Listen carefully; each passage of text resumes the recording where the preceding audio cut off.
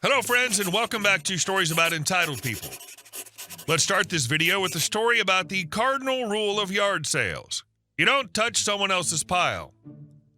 But before we begin, best way to support our channel is to leave comments, like, and subscribe with the turned on bell so you don't miss the new video every single day. Here we go. He laughed after selling my claimed items. I made sure no one else showed up. I'm a big fan of yard sales and go to them every weekend. Recently, I went to one and made a pile of stuff that I was planning to buy and came to agreement on price. I asked the seller if it was okay if I left the pile of stuff off to a separate corner so that I could shop around some more to add to the pile to buy. He said that was fine and suggested that he could bundle in more stuff with whatever else I find. In the yard sale world, you don't touch someone else's pile. While I was shopping, which was within 5 minutes of talking to the seller, someone else asked the seller about the stuff, and the seller allowed the buyer to purchase my pile of stuff. I get back and ask the seller where the pile was, and he says he already sold it to someone else. I reminded the seller that it was my pile, and he had already agreed to let me buy the stuff after I shopped around some more. He shrugged, laughed, and said it wasn't his problem. I put the other items I was planning to buy back and drove away back toward the road. At the end of his driveway, I tore down all of his yard sale signs. His driveway is very long, and it's impossible to see the sale from the road, so he'll have less or no buyers. That guy was a jerk. At least he could have told you what was about to happen. It's not like you were being wishy-washy about buying it. You were just putting together even more stuff to purchase. And our second story. "Tell me where the cereal is," lady screams at NHS ambulance staff in uniform. I work for the NHS ambulance service here in the UK. The uniform is black steel toe cap boots, green trousers, and a green polo shirt with NHS and the service badge on the front and 2-inch high yellow letters on the back saying ambulance. In other words, it's hard to mistake me for anything other than ambulance staff. For those that don't know, in the UK there are 4 supermarket chains. They are yellow, blue, green, and red/orange/Reddit upvote button color, all with uniforms matching their respective colors. I was shopping in a blue supermarket wearing my uniform and a face mask as per COVID restrictions. I was just staring at the sandwich selection, wondering what to eat for lunch, when a woman we'll call Karen came up to me. She was about middle-aged with her mask under her nose, but at least had it vaguely near her face. "Where's the cereal?" I don't answer. I'm only half awake at this point, mostly because starting at 6 a.m. wipes me out, and it was past 2 p.m. I was just hyper-focused on finally getting something to eat and hadn't even registered that there was anyone next to me. "Okay, you answer me." Me, "Oh, sorry, am I in your way?" I moved back so that this lady could pass. "Okay, no, you will tell me where the cereal is now." Me, I'm sorry, I can't help you. I don't know where they have the cereal here." At this point, it hadn't yet clicked for me that she thought I worked there. "Okay, you will tell me where the cereal is or I'll get your manager. Do your job." Me, it finally clicking, I don't work here. I neither know nor care where the cereal is. At this point, this woman made a sound I've only heard from the pterodactyl on Jurassic Park. "Okay, how dare you?" I was pretty much done by this point, so I grabbed the least squished and dry-looking sandwich they had and walked off toward the tills. The lady tried to follow me, but was at that moment stopped by the security guard that had been sat at his desk/monitor by the front doors about 20 feet from where this all went down. The last I saw of her was as I climbed into the passenger seat of my big yellow and green Battenberg van as security was dragging her from the shop, my smug face grinning like a loon as she tried to kick at the poor guy and her losing a shoe in the kerfuffle. "Goodbye, Karen. Hopefully we don't meet again." Even if you did work there, why does she have to be so rude? If someone asked me where something in the shop was, I'd tell them if they were nice. And our next story. Ignored my complaints for months, then begged me for a Google review. About 3 years ago, my wife and I bought our house. We realized at the time that most of the house maintenance was poorly maintained. Renters used to live in the house before us. One of the larger projects that needed to be done was a full driveway replacement, as the original driveway hadn't been refinished or maintained in almost 30 years. Knowing that we would need to replace the driveway, my wife and I started planning ahead for the eventual project. We decided at the time that we would also like to expand our driveway.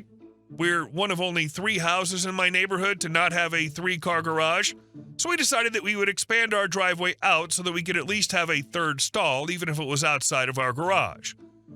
In order to expand the driveway, we had to get 3 bids out. Bid 1 was for the driveway people themselves.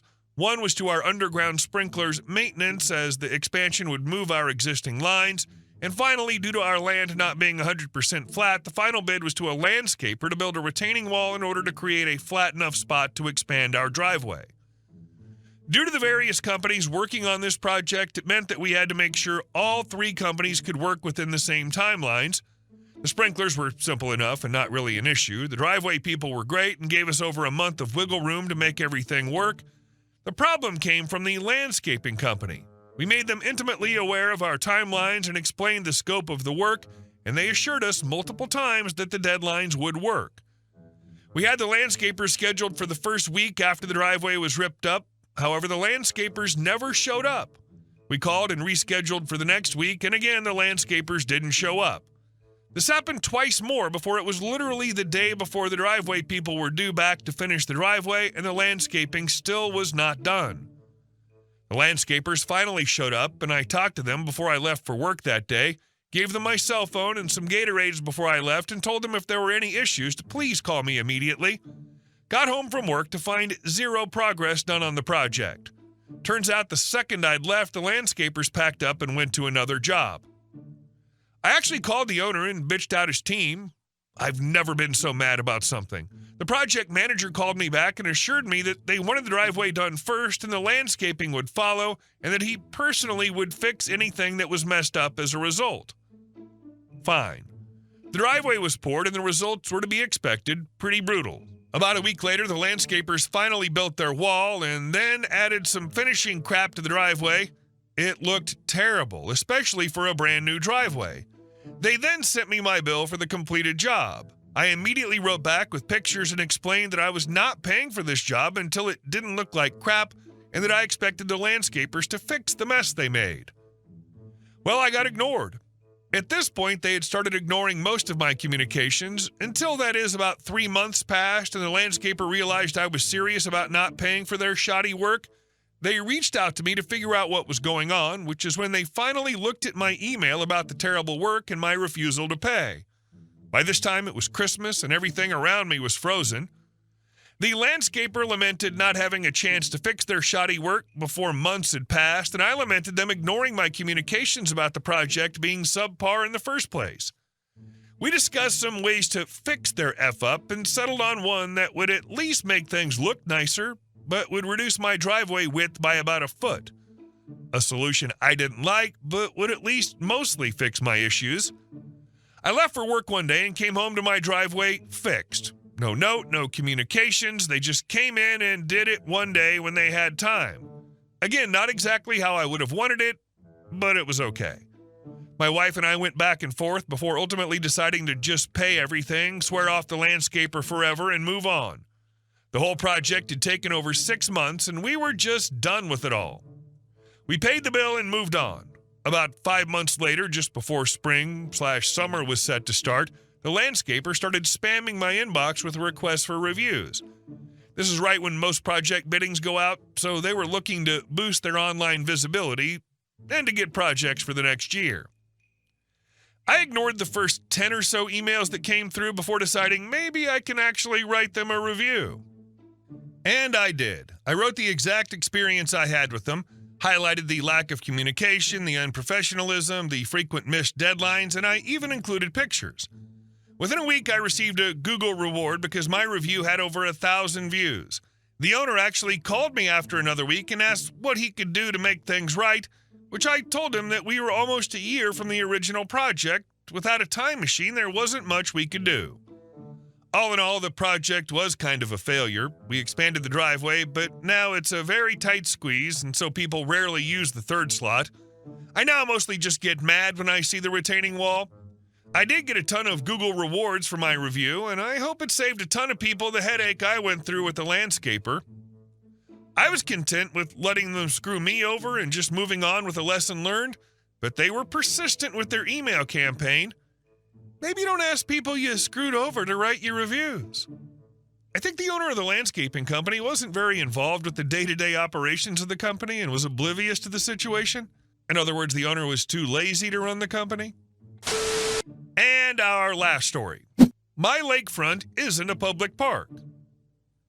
So here's the setup. I bought a stretch of land on a bend of a forested lake, just under 10 acres. It's gorgeous. Trees everywhere, thick and wild, with my property curving right into the lake like a hook. Because of how the terrain works, my lot's the only easily accessible shoreline for at least a mile in either direction. It came with a rocky little beach, a creaky dock that's begging for a cold beer and a sunset, and a few empty boat slips I plan to eventually rent out to folks I actually know. But here's the kicker. I hadn't even fully unpacked the moving truck before strangers were rolling down my gravel driveway like it was a public boat launch.